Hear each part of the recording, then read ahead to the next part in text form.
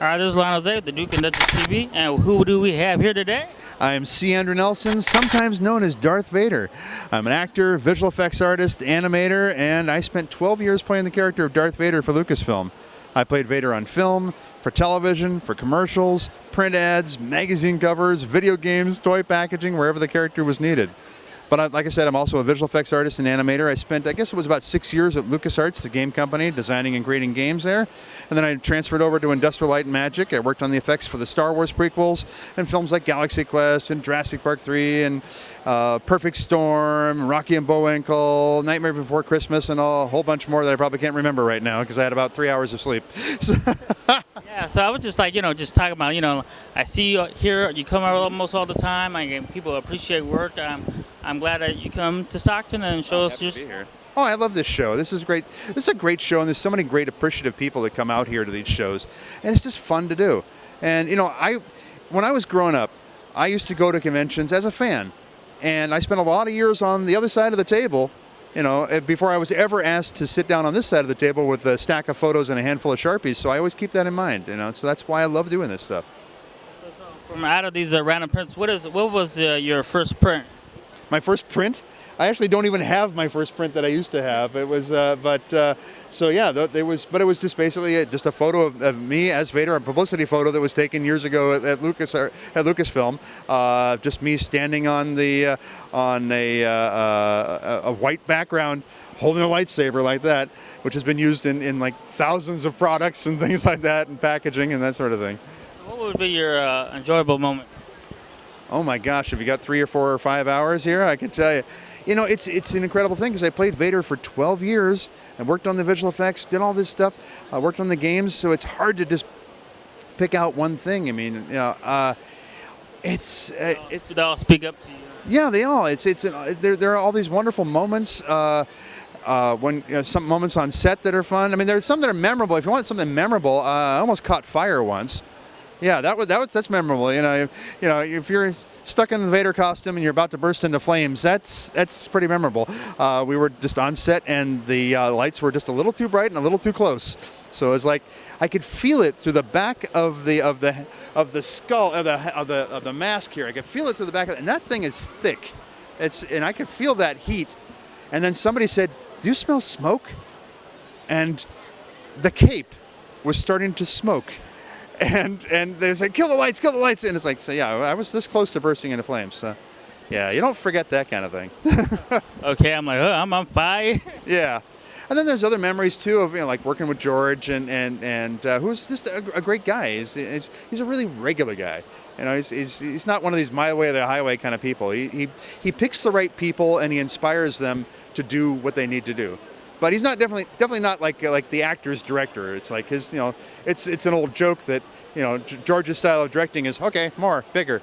But which is kind of the truth. But at the same time, he knows how to inspire people to deliver exactly what's needed, whether it be from an acting standpoint or from a visual effects or production standpoint. So. Appreciate everybody that helps out with the crew and everything. Oh, absolutely, of course, yeah, he does, and I do too. And it's like, yeah. So like I said, anything coming up or new or we can look up at? Yeah, actually, I'm working with a company called Theme Parkology. You can find them at themeparkology.com, and they produce a whole series of documentaries about different theme park attractions and that sort of thing. This is one that they did on Pirates of the Caribbean that I was the editor for. So I edited this, did the titles and graphics for it. And they go into the history of these different attractions and things like that. I'm actually going to be working on another documentary with them. I've got some voice work that I just did recently because I'm also a voice actor, and that I can't talk about yet. But I've always got some kind of project, something in the works there. And if people want to see what I do when I'm not doing all that, they can go to my YouTube channel, which is called Aquatasy, Aquatasy. And it's all about tropical fish, because that's the hobby that keeps me sane. Because, it's a crazy business. When you're working in film or television or games or anything like that, whether you're in front of the camera or behind the scenes or whatever, it's a crazy business. And at any given moment, it feels like there's a multi-million-dollar production sitting on your shoulders waiting for you to get your part of it done. That's how it feels. The reality of it is, There really is a multi-million-dollar production sitting on your shoulders waiting for you to get your part of it done, and that's a lot of pressure. So I chill out with my fish tanks, and I stare at fish tanks. I get my sleeves wet and everything like that. Well, I kind of fell into having a YouTube channel about it. I didn't plan on it. It just kind of happened by accident. Somebody wanted to see a video of my tank, and I kind of overdid it with the video, and because that's what I do. But I posted it to YouTube because it was the easiest place to host a video. Put a link to the forum, and everybody asked me to show them their tank, and it kind of snowballed from there. And now I've got over 9,000 subscribers for a fish tank channel. I have over 9,000 subscribers, but then again, it's Darth Vader's fish tank channel, and so I've got Sassy Back Talking Fish. But if people want to check that out, they can do that too. It's amazing. You just ask them, and then they start wanting, and then you build your followers, and then they'll say something. They'll say, "Can you do this and this?" And then you come up with ideas, and then absolutely. Yeah, I don't know how to turn off the ideas. That's my problem. It's been my problem all my life. It's why I do so many different things that I do. I do acting and visual effects and animation and stand-up comedy and voice work and writing and producing and all. Just a man with many hats that just can't stay still. That's true. I tell people, and I'm blessed to be able to do all this stuff. And I tell people I'm an ordinary guy who gets to do extraordinary things, and I don't take that for granted. Which is another reason why I do these shows, because I've been so blessed. I gotta give back. I gotta come back. Also, when I do these shows, I raise money for the Starlight Children's Foundation, which because I wouldn't feel right doing it and just pocketing all the money. I want to make sure that I'm benefiting people. So. Yeah, so just let everybody know where they can find you or your handler. Oh, sure. You can find me at candrewNelson.com. That's my official website. You can also find me on Facebook. I'm C. Andrew Nelson on Facebook. I think I'm the only C. Andrew Nelson on Facebook. You can find me on Twitter at C_Andrew_Nelson, because there's some guy in Australia who's got it without the underscores, and he's not using it, and he won't give it up, but all right. You can find me on Instagram as C. Andrew Nelson, or you can find me on YouTube as Aquatasy, AQUATASY. So. All right. So for StocktonCon, what would be your shout-outs to the people? Okay. I'm sorry, if you're not here at StocktonCon, you missed a wonderful show, because this is a great, great show. These guys are great. You're watching them. I see them all the time, and they're wonderful. I'm always happy to see them. And you know what? The force is strong with you.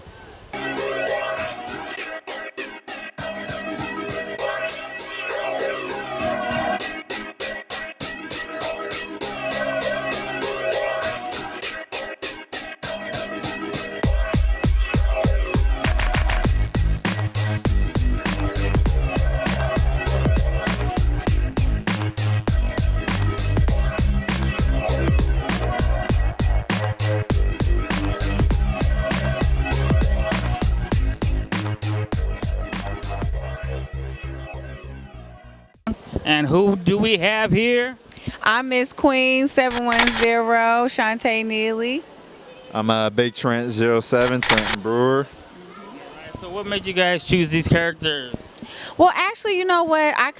My grandmother raised me, so I always came from a 70s kind of background. I always understood things like that. So Shaft and Foxy Brown and things like that, and Pam Grier was always something that was really important to me. I just feel like I killed a look, So I just feel like, it's important to kind of bring back some of that flavor, you know what I mean? Instead of the new age stuff, you know what I mean? Just kind of bring back some old school. How about you? How about your apple? Well, yeah, like she said, I grew up with blaxploitation films and like Shaft, the original Shaft, and then with Nick Fury, as you guys know him today. But yeah, and then Black Dynamite. So all those things fueled what we have going on today. Yeah. So let everybody know, this isn't your first time. You guys are cosplayers. You got handlers, and they follow you guys. Well, this is not the first time that we've cosplayed. This is not the first time I've cosplayed something like this. I've actually do Misty Knight a lot, so this is kind of just how my aura, and this is how I just actually like to feel, and I actually feel comfortable in this type of environment in my outfits, and we both put this together, so that's what's important right now. We actually got this from our own wardrobe, so clearly we came from similar backgrounds, so that's just what it is. Yes, sir. Yeah, she helped out a lot actually with what I got. So I got them I know. I'm like looking at it. I said, hey, I said, they let you in. They let you in. Yeah. Oh yeah. They let me in. They had no choice. They let me in. You know what I mean? It's just about having class about yourself. You know what I mean? Even though it's a little sexy, at the end of the day, it's just how you just, you act with yourself. You know what I mean? I'm not in here acting like a thought. You know what I mean? I'm actually being very classy about it. You know what I mean? I have my fur and I'm with my man. You know what I mean? I'm a sweetheart too. So it's just kind of at the end of the day, I'm not really no threat. I'm not acting like no kind of crazy person around here. So it's just, we just really felt like we wanted to just kind of go with a look that was just more comfortable for us. And, Dynamite. I like it. Yeah, Dynamite and Foxy Brown was just going to be what it's going to be. I like it. So any handlers or followers that, they can find you guys on? Well, I'm Miss Queen 710, and then I'm just Shaunte Neely on Facebook, and so I'm Big Trent 07 on Instagram and just Trenton Brewer on Facebook, so easy to find.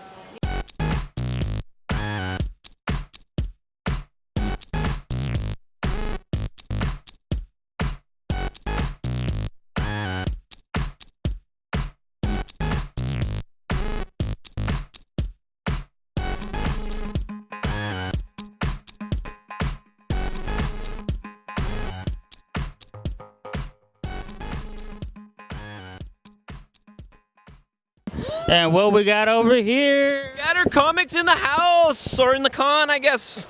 Let everybody know about your table and who you guys are. Yes, I'm Jason Dube, Scattered Comic Books. We are an independent comic book publishing company. We're here just doing our thing. We got our self-published comics, we got our prints, we got our stickers, we got our shirts. We're here to meet the fans and see our friends and just have a good time. All right, so let us know about what's new. What's new on your table? So the new stuff from the last time is we got Scattered Volume 2 here, the whole collection. Teenagers basically exploring the spirit world. We've got a ton of new prints everywhere from Nightmare Before Christmas to Bendy the Ink Machine to Betty Boop and Alice in Wonderland.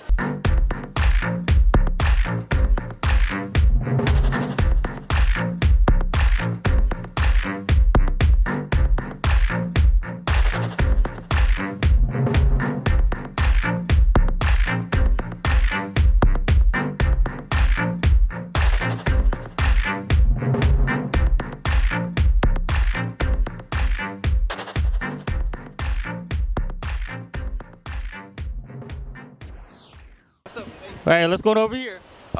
Selling art, man. Books, blend stuff, man. Independent indie creators, What's up? All right, so yeah, just let us know what you got around here. Talk about it. What we have here is issue 1 through 5 from Blyth, co-written by Jason Dube right here, Ryan Taylor, and illustrated by myself and ELI Beaird right there. If you actually take a look right there, he's actually taking over the reins for a couple pages in each book that's coming out. From issue 4 to issue 5. So right now we're in issue 5, and issue 6, the story's already done, and we're just basically working on the layouts on the pages right now. Yeah. All right. So checking everything out. What you got? And anything new? So okay. Original art too. We got a lot of original art from, I guess right now what's hot right now in comic books. We do have where you at? Batman. We got Gotham Girl. I think we have a turtle, zombie tramp right here. A little Snake Eyes. If you remember the Snake Eyes, the silent issue, issue 21. And I'm pretty sure there's a turtle one in here somewhere. Superman. Turtle's right here. There you go. Bam. That's a new turtle. I believe, I'm not sure, Lanky or I forgot her name, but she wears the yellow bandana. So she's considered the 5th turtle. So that's what we got right here, and of course we got Jason Dube right here. And he's for sale too. He's called what is it? $1 million. Oh, it's gone down. They only made one. It says the 101. So action figure.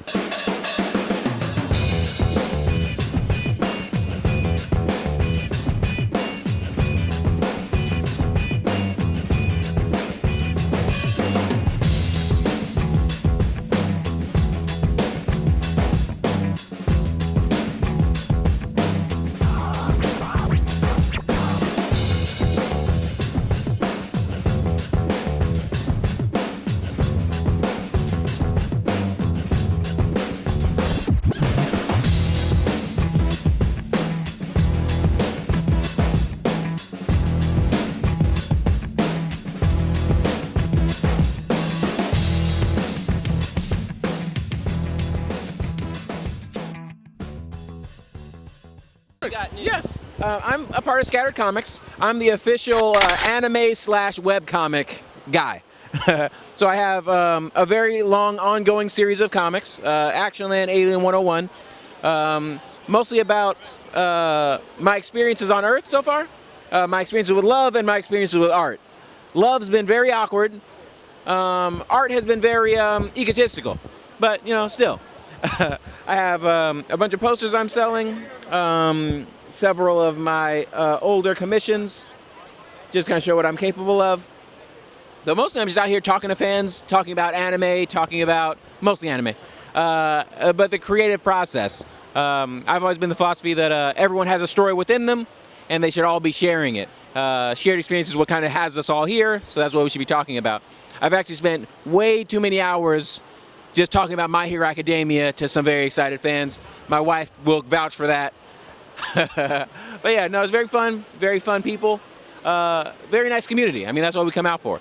I guess to fight the crippling loneliness of this new digital age. Sorry, am I getting too too dark? It's fine. But yeah, that's pretty much it.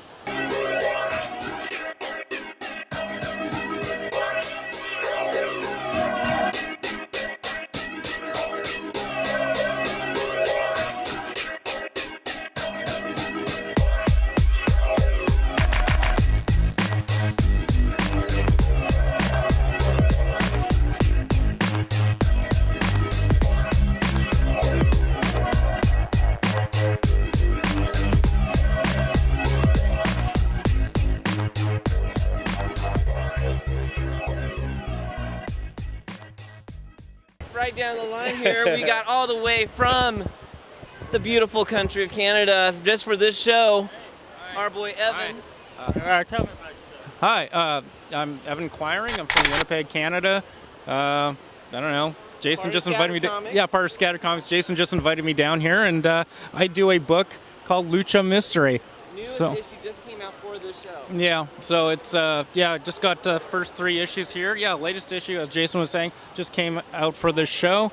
It dropped. It's basically takes place in 1960 San Diego, and it's basically luchadors and monsters and nice, attractive ladies all basically just fighting around and stuff like that. And it's really entertaining. And check it out from Scattered Comics.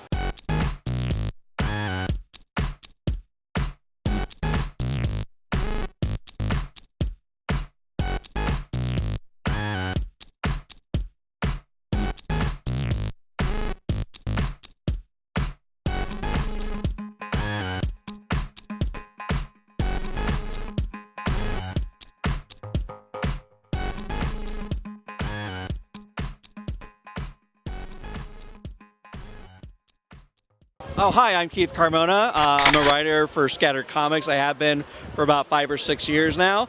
A few years ago, we published Blank, which started off as a novel, and Jason Dube, the co-owner of Scattered Comics, thought it'd make a good comic book. It's sold over 100 copies, and it's now a screenplay that's going to be marketed here pretty soon. We're debuting Dr. Dream here, actually, here at StocktonCon. It's an all-ages manga about a psychologist who has a special ability to go in and help people with their dreams, and so he's helping a young girl named Alice who's been chased by this dragon named Nightmare, who's actually using her as a conduit to come to the real world and take it over. So. Okay, check you. I mean, like, scattered. He really had me scattered all over the place. Oh yeah. We tried to get all the booths together, but didn't quite. Well, we tried. We did our best. Any message for the people of StocktonCon? Hey, thank you for the love and support. We're here in mass because you like us so much, and we'll keep coming back.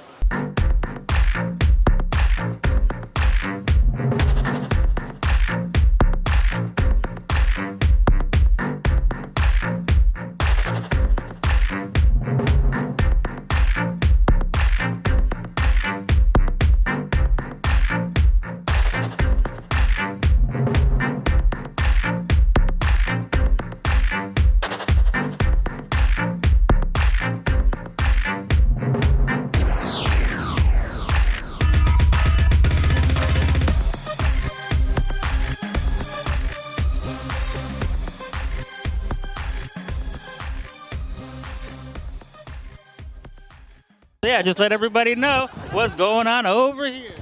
What's going on over here is I'm James Burton. I'm the creator for Damage Incorporated.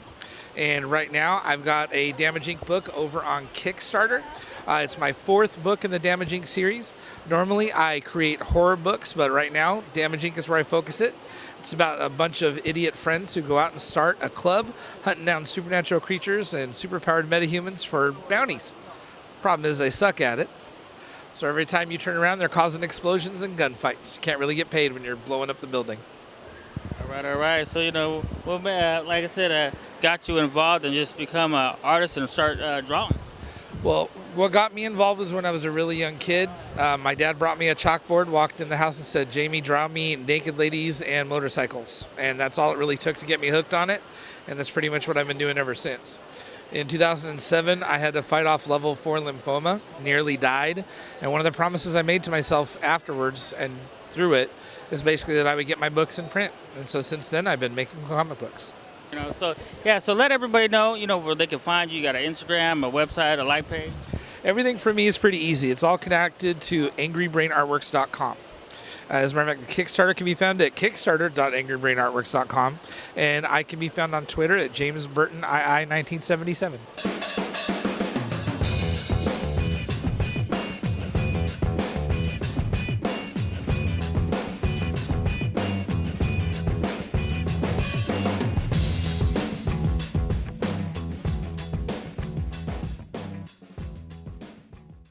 And what do we have over here? Let everybody know who you are, what's going on. Hey, I am Dave Dwonch. I'm the writer of such books as Vamplets, Prom of the Dead, Double Jumpers. I worked with the UFC on a UFC comic book, and currently I'm writing a video game for Nintendo. So exciting business. All right, don't hit the reset button yet. Yeah. So the book, the game is called New Super Lucky's Tale. It's the hat I'm wearing. It's coming out in October-ish. So yeah, it's gonna be awesome. Let everybody know what are your tables about, what you got new. Cool, yeah. So I tend to write a lot of horror stuff, but I do a lot of all ages stuff as well. I just like to kind of push myself into a bunch of different genres. There isn't one thing on my table that I'm like, oh yeah, that's the one thing. And it's always G-rated all the way up to R-rated. So something for everybody here at StocktonCon for sure. Have you been, watching people in their costumes and cosplay? Has anything sticked out to you and you say, hey, come over here, let me take a picture? I haven't seen, maybe it's just because I do a lot of conventions. I haven't seen that many. There's always, though, one that's crazy. Have you seen the alien that's running around with a giant tail? It looks like he's going to knock over everyone's table as he comes through and starts devouring people. It's pretty awesome. That's my favorite of the show so far. All right, so for DC Comics, Marvel, what hero or villain would you be? What hero or villain would I be? Yeah, would you be? Oh man, I'd be Dr. Doom for certain, because then I get all my Doombots to do everything for me and I just sit around and play Nintendo all day. That's what I would do. But I guess I'm lazy Dr. Doom. Yeah. All right, so once again, just let everybody know, your Instagram or your like page or website where they can find you. Yeah, for sure. It's just at Dave Dwonch. It's everywhere. I'm at Dave Dwonch. You can find all of my work at outofmymind.co. And then I also have a webcomic called Mind Palace, and it's mindpalacecomic.com. I put it out for free every week.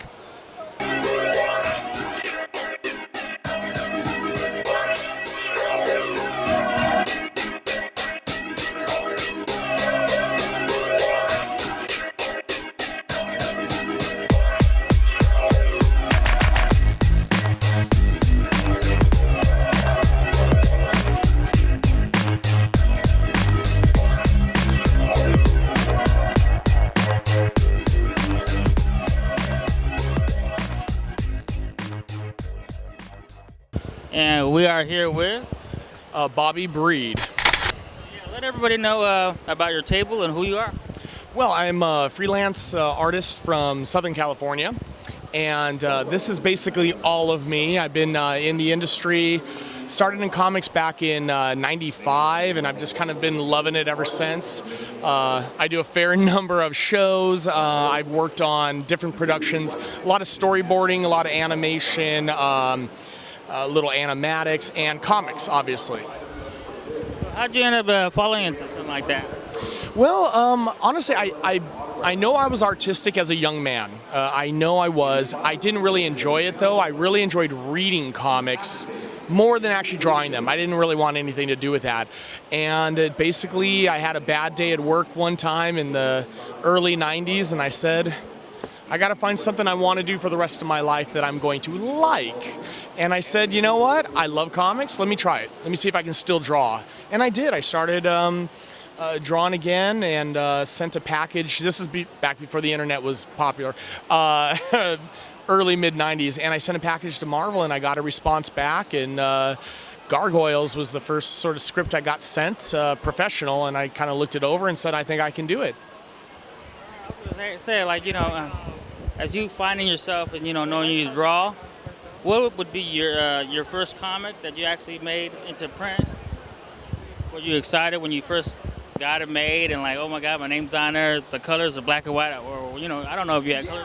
Yeah, no, actually, that's funny. The first comic that I read, like, I was like, it had that moment of like, oh my God, I guess I am an artist. It was called Bloodlust, and the funny thing is, I actually have a copy of it here. That was the first comic that I had that came out that, it was like my first work. It was independent, and it was black and white, and it was a crazy feeling to know that something that I had done was in print, but not just that. When we went to our first show, it was weird that people actually wanted me to sign something or wanted to ask me about what I did. And I kind of got the impact at that point that what we do translates to everybody differently, but it's just kind of cool to see people enjoying it. All right. So, you know, we're here at the Comic-Con, you know, at StocktonCon. For you, heroes or villains, who would you be if you could be anybody, a hero or villain? Who would you be? Ooh, I like that question. Oh man, I mean, Batman's pretty badass, but honestly, I'm a Captain America fan. I think I'd have to be Captain America or Black Panther. I don't know. I know that that's kind of popular to say, but he's always been one of my favorite characters back from the day. So probably Cap or Black Panther. All right. So for people that can find you, like, you know, handler, Instagram, or website, or like page you got? Yeah, Instagram, I am art, A-R-T, _of breed, B-R-E-E-D, my last name, Art of Breed. That's on Instagram, and if you look me up on Facebook, it's the same, Art of Breed on Facebook as well.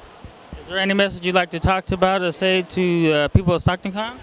Oh yeah, thank you for coming out. Honestly, thank you to the fans, thank you for the staff. This is one of my favorite shows. I know I talked to a couple other artists here. This is just a great show to have a chance to talk to people and do things like this where we just hang out. We enjoy what we do. We talk to each other. We talk to the fans. And it's just a fun time, you know. And being from California, it's nice to do these like home shows in the home state. But yeah, I just appreciate everybody coming out. And it doesn't even matter if you buy. Just to come by and talk and appreciate what we do means a lot.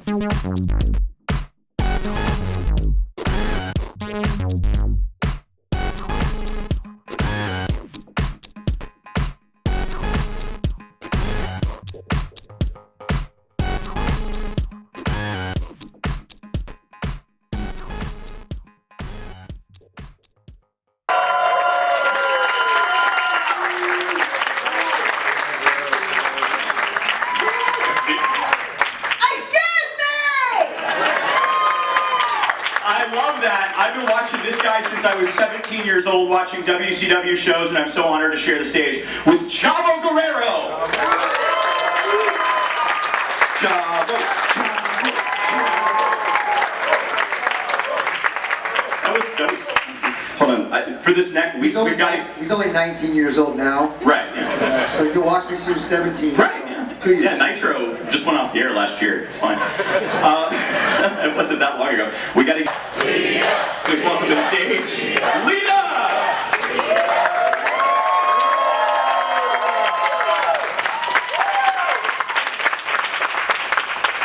Please welcome to our final guest. Uh-oh. It's the Kens! Oh my gosh. You know, it's always really fun to do these panels and these Comic Cons because our whole careers, we were living life through a screen. And we got to be in your living room, but this was like gonna be a disaster.